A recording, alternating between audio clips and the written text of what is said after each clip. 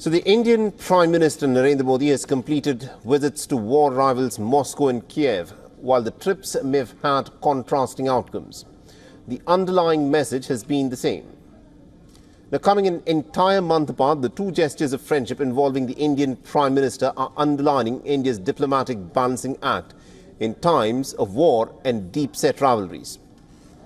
The American White House has said that it believes that Modi's visit to Ukraine could be helpful in resolving the Russia-Ukraine conflict.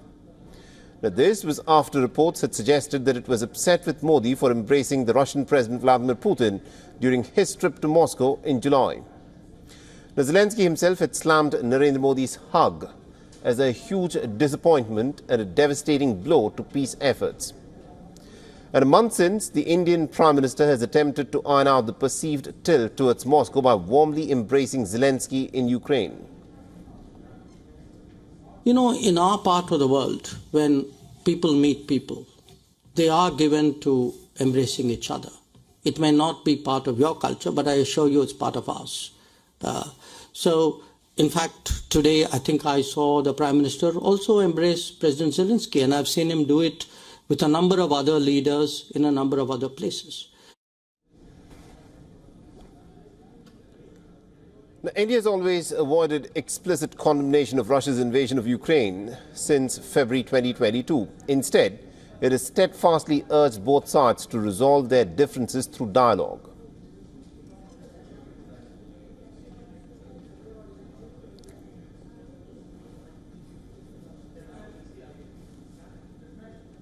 कि किसी भी समस्या का समाधान रणभूमि में कभी भी नहीं होता है। समाधान का रास्ता बातचीत से ही निकलता है, डायलॉग से निकलता है, डिप्लोमेसी से निकलता है, और हमने बिना समय गंवाए उस दिशा में आगे बढ़ना चाहिए। दोनों पक्षों को साथ बैठ करके इस संकट की घड़ी से बाहर निकलने के रास्ते तलाशने होंगे। And also WION's correspondent Siddhant Sibal, who's of course been tracking this story very closely for us. He was also present there and he asked a question to the Ukrainian leadership. Listen. Hi sir, I'm Siddhant from WION, is India's international channel. My question to you is, when Prime Minister Modi was in Moscow, you condemned the embrace between the Indian Prime Minister and the Russian President.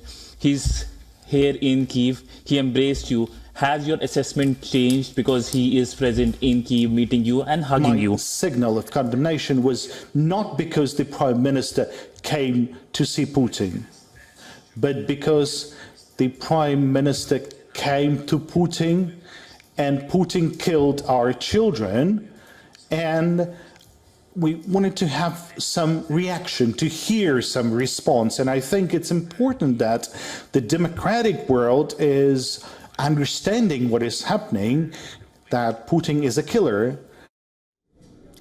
Now, many countries have criticized India's stand as an attempt to prevent damage to its long-standing relationship with Russia.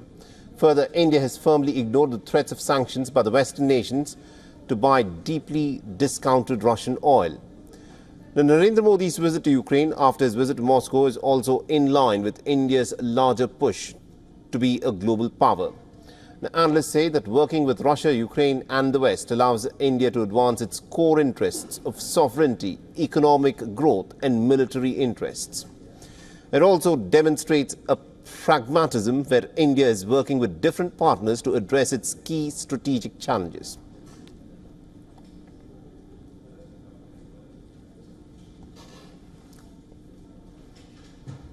A significant day for India-Ukraine relationship. The Indian Prime Minister here in the Ukrainian capital Kyiv having conversation with President Zelensky. The message, of course, on the war was essentially on dialogue, that both sides need to sit together and resolve the issue.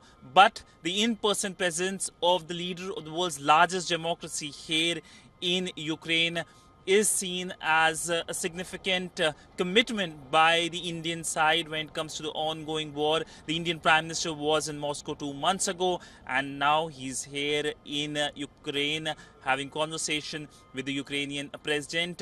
Of course, practical cooperation remained the big focus. 4 MOUs signed, including on humanitarian assistance. And of course, when it comes to India giving humanitarian and medical assistance as well, that was also handed over.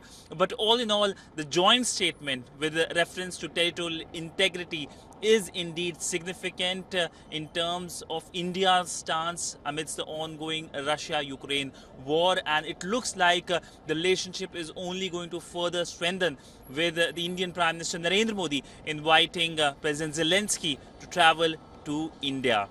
With video journalist Neeraj Patel, Sudhan Sibal for WION in Kyiv, Ukraine. All right, now to give us more perspective in terms of what this visit by the Indian Prime Minister to Ukraine actually means, we're being joined by Ambassador Ajay Bisaria, who's a former Indian ambassador to Poland and is joining us live on this broadcast. Now, Ambassador Bisaria, this visit by the Indian Prime Minister was full of the optics and symbolism, where India, of course, is walking a very tight rope walk, if I may so put it, of balancing the issues that are present. Now, Ukraine was miffed when the Indian Prime Minister had gone to Russia and had hugged the Russian President Vladimir Putin back then.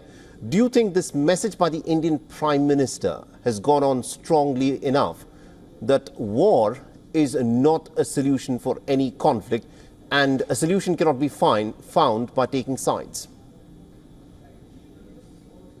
Yes, I think you need to look at the visit to Russia and the visit to Ukraine as part of a piece of India's peace diplomacy. So they are together, an attempt by India to give the same message to both sides, both warring sides in this conflict, that India's view is that this matter can't be resolved on the battlefield and should get onto the negotiation table to try dialogue and diplomacy.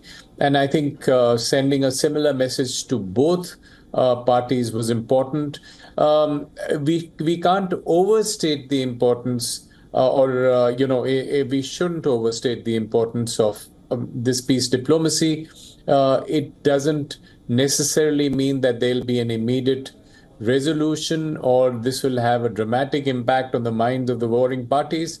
But somewhere on the margins, it is clear to them that the world's largest democracy, a country trusted by both sides, is speaking the voice of the rest of the world, or certainly the voice of the global south, encouraging them to try dialogue and diplomacy. And also considering that, India has good relations both with the West and also with Russia. What role do you think that India can actually play beyond words in bringing about some kind of peace and some kind of settlement between Russia and Ukraine? Well, in the business of peacemaking, there are several rungs at which you could operate. When India's Prime Minister makes a phone call to both the belligerents, that itself is peace diplomacy. When you visit them in their homes and encourage them to go to dialogue, that is another level of peace diplomacy.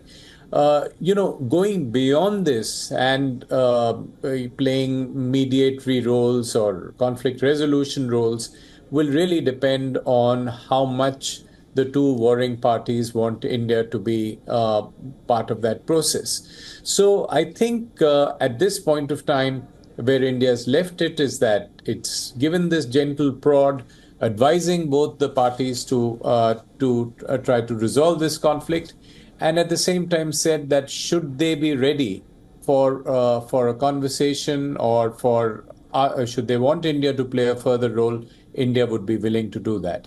And what we need to remember is that the situation on the ground is not such that there could be an immediate resolution of the conflict. In fact, what has happened on the ground is that the conflict has dangerously escalated. Absolutely. Both parties are advancing against each other.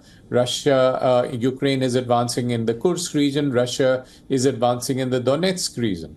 And what this seems to suggest is that both sides are building stronger negotiating positions in case it comes to a dialogue, and which means they would have territory to talk about to exchange or prisoners to talk about to exchange. So I think there should be a sense of realism, but I think it is also a sense of satisfaction that this peace diplomacy has been successful in Moscow first and in Kyiv next. Absolutely. Thank you very much indeed, Ambassador Bisaria, for summing it up so beautifully for us. Thank you very much indeed for joining us, sir. Thank you. For all the latest news, download the WION app and subscribe to our YouTube channel.